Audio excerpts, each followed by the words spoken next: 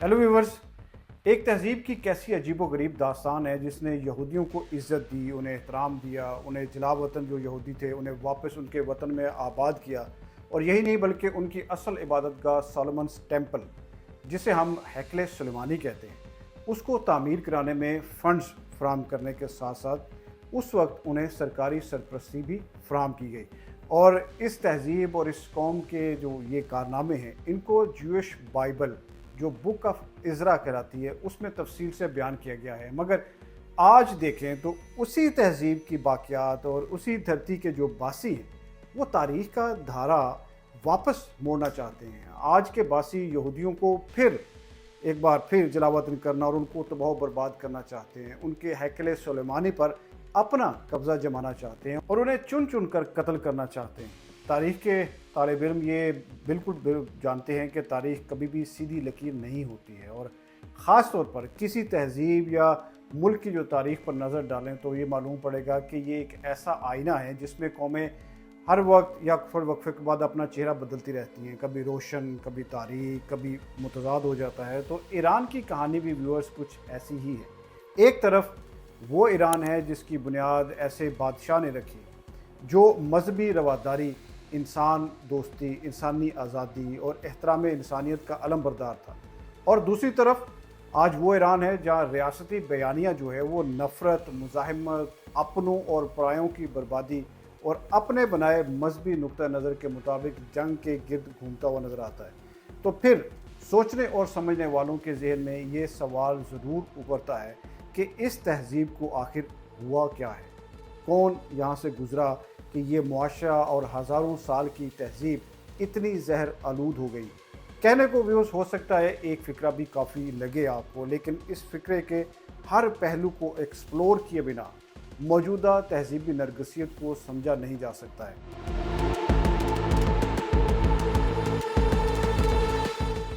Viewers, छठी कबल मसीह के ज़माने को अगर याद करें तो उस वक्त जब किसी कौम को फ़तह किया जाता, मफतूह बनाया जाता, तो रिवाज के मुताबिक जो कौम होती उसे ग़ुलाम बनाया जाता, कत्ल व गारत होती, उसका कौम की तहजीब को तबाह व बर्बाद कर दिया जाता, उनको समाजी और उनकी जो मजहबी शनाख्त है उसे मिटाने की कोशिश की जाती।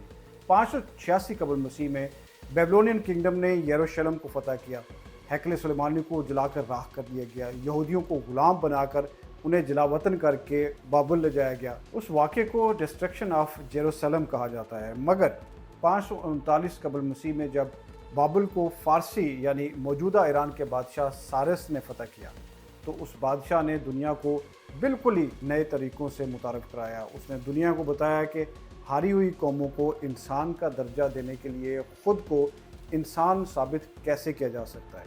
उसने बताया कि किसी भी कौम को बिना कत्ल किए, बिना बर्बाद किए, बिना तबाह किए, बिना ग़ुलाम बनाए, बिना उनकी मजहबी शनाख्त ख़त्म किए, आप उनको साथ मिलकर फ़तह का जश्न कैसे मना सकते हैं। उसी साइरस ने यहूदियों को वापस यरूशलेम की जाने की इजाज़त दी, उनके मजहबी हकूक़ बहाल किए गए।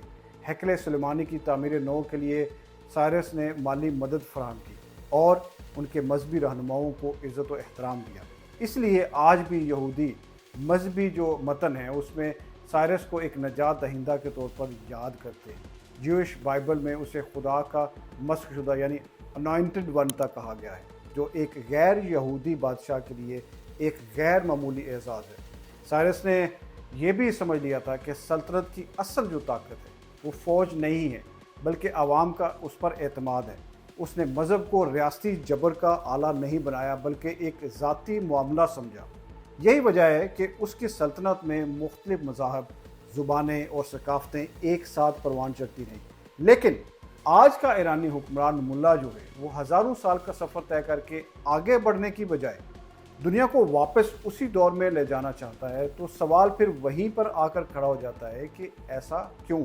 तो व्यूअर्स, ईरान की रूह में पहला दरार सासानी दौर में पड़ा जब पहली बार मज़हब और रियासत का ऐसा इत्तेहाद कायम किया गया जो बाद में ईरान की तारीख़ पर गहरे असरात छोड़ता है।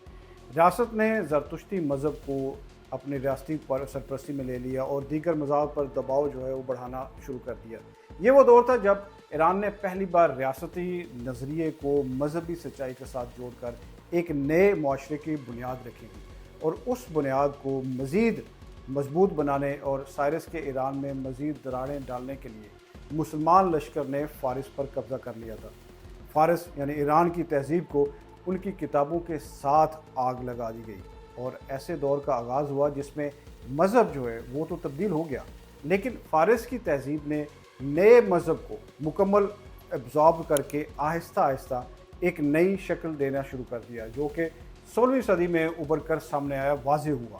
اور 16ویں صدی میں صفوی سلطنت نے ایران کو ایک واضح، ایک کلیئر جو ریلیجیس آئیڈینٹی دی، یعنی شیعہ اسلام کی شناخت۔ یہ محض ایک مذہبی فیصلہ نہیں تھا اس وقت، بلکہ ایک سیاسی حکمت عملی کے تحت یہ سارا کچھ کیا گیا، جو اس وقت سنی عثمانی سلطنت یعنی آٹومن امپائر کے مقابلے میں ایک الگ شناخت قائم کرنا تھا اور یہ ضروری سمجھا گیا۔ اسی صدی میں ایران میں مذہب جو ہے وہ ایک ریاستی نظریہ زیادہ پاورفل بن کر سامنے آتا ہے، ایک ایسا نظریہ جسے ریاستی جبر کے ساتھ نافذ کیا جانا بھی ضروری سمجھا گیا۔ مگر 20ویں صدی میں تھوڑا ٹرن آتا ہے۔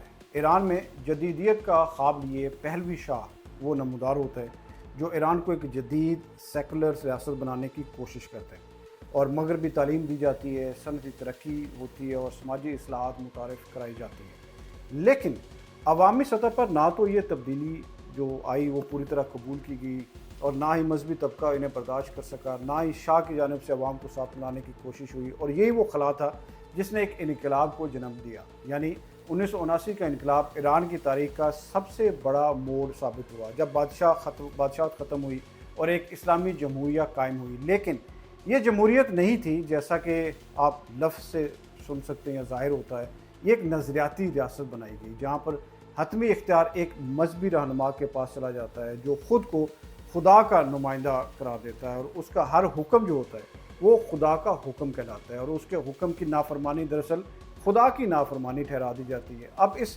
نئے ایران میں ریاست کا مقصد اب صرف حکمرانی نہیں، بلکہ اس کی جو جابرانہ مذہبی نظریہ ہے اس کا نفاذ بن جاتا ہے۔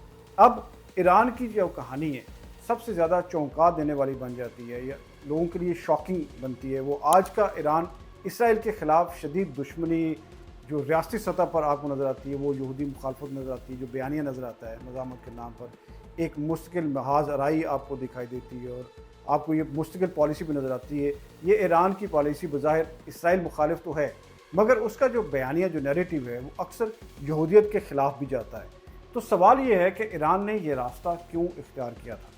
تو اس کا جواب بہت سادہ سا ہے، یعنی ایک مذہبی انقلابی ریاست کو زندہ رہنے کے لیے ایک مذہبی دشمن کی ضرورت ہوتی ہے، کیونکہ جب ریاست مذہب کے نام پر چلتی ہے اور مذہب کے نام پر ٹرن ہوتی ہے تو اسے اپنی طاقت کو مقدس ثابت کرنا پڑتا ہے، جس کے لیے ایک برائی کا وجود ضروری ہوتا ہے عوام کو دینے کے لیے، اور اسی لیے اس نیریٹو میں اسرائیل ایک مرکزی کردار بنا دیا جاتا ہے، اور یہ مرکزی کردار اور اس سے جڑی نفرت اس وقت تک قائم رہے گی ویورز جب تک ایرانی ملا رجیم قائم رہے گی۔ مگر ایرانی معاشرہ ایک تضادات کا بہترین مجموعہ بھی ثابت ہوتا ہے جو ایسے ہی مذہبی تضادات سے بھرے ہوئے معاشروں میں ہوتا آیا ہے۔ یعنی نوجوان نسل جو ہے وہ آزادی چاہتی ہے، ریاست مذہب کے نام پر مکمل کنٹرول چاہتی ہے، عوام دنیا سے جڑنا چاہتے ہیں، مگر ملا رجیم خود کو دنیا سے الگ رکھنا چاہتی ہے، اور یہی وہ ٹگ آف وار ہے، وہ کشمکش ہے جو ایران کی موجودہ سیاست کو سمجھنے کے لیے بہت ضروری ہو جاتی ہے۔ اب یہ سوال سامنے کھڑا نظر آتا ہے کہ کیا وہ سرزمین جس نے ایک وقت میں دنیا کو رواداری، انسان دوستی، انسان سے محبت کرنے کا سبق دیا، ایک بار پھر اسی راستے پر واپس آ سکتی ہے، یا پھر تاریخ کا پہیہ جو ہے وہ اتنا آگے بڑھ چکا ہوا ہے کہ واپسی اب ممکن نہیں ہے؟ ویورز، آپ اس بارے میں کیا کہتے ہیں؟ ضرور ہمارے ساتھ شیئر کریں۔ ویڈیو پسند آئی تو لائک کریں اور چینل کو سبسکرائب کریں۔ بہت شکریہ۔